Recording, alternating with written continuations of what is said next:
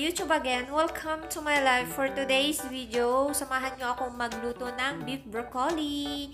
So, ito is aking best recipe. O, diba? Maka-best recipe. Ito ang maka-best recipe. So, samahan nyo ako, guys. Wow! Toyo, lemon, paminta, at saka bawang. Tsaka syempre yung beef. Yan. So, iset aside ko lang siya for 30 minutes. So, pwede na siyang lutuin. Yan, guys. Yan yung aking best recipe na ginagawa. At saka syempre, hindi mawawala ang broccoli. O, diba? Ayan. Broccoli. So, yan yung aking idadagdag na sahog. Ayan yun. So, iwain ko lang, guys. Tapos, mag-umpisa na ako magluluto. So, dyan lang kayo, guys. Okay.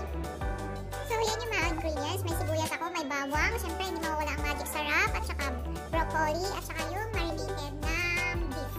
So, yan. Umpisa na, guys. Mag-ulap. Bawang. Next is ay! May tubig. May tubig yung aking sibuyas. So, bawang, sibuyas. Kwan lang yan. Igisa. So, okay na siya. Lagyan natin ang beef. Guys.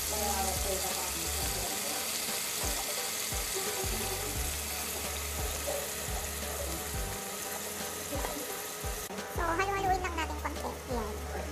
Leave lang natin ng siguro mga 3 minutes or maximum 5 minutes. Kasi, ang sekreto ng beef is lutuin mo lang siya ng konti. Kasi, once kasi na matagal mo siyang lutuin, kukunat siya. So, inutunan ko sa tatay ko eh. So, lagay mo lang siya konti. Lagay mo lang siya pag kumulo na siya. Okay na yun.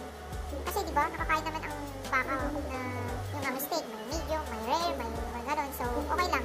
So, hintayin ko lang siyang kumulo. Tapos, maya, tikman ko na. Tapos, lagyan ng magic sarap. Tapos, okay na. Yun na yun. Ganun lang kasimple magluto ng beef broccoli, guys. Saka, syempre, huwag mong kalimutang maglagay ng magic sarap.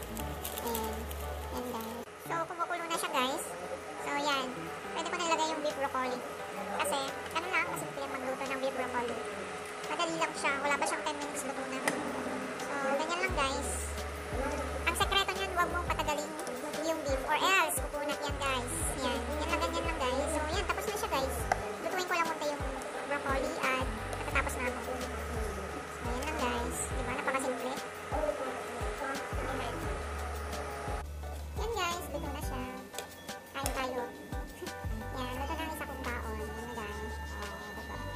Yan yung aking beef broccoli.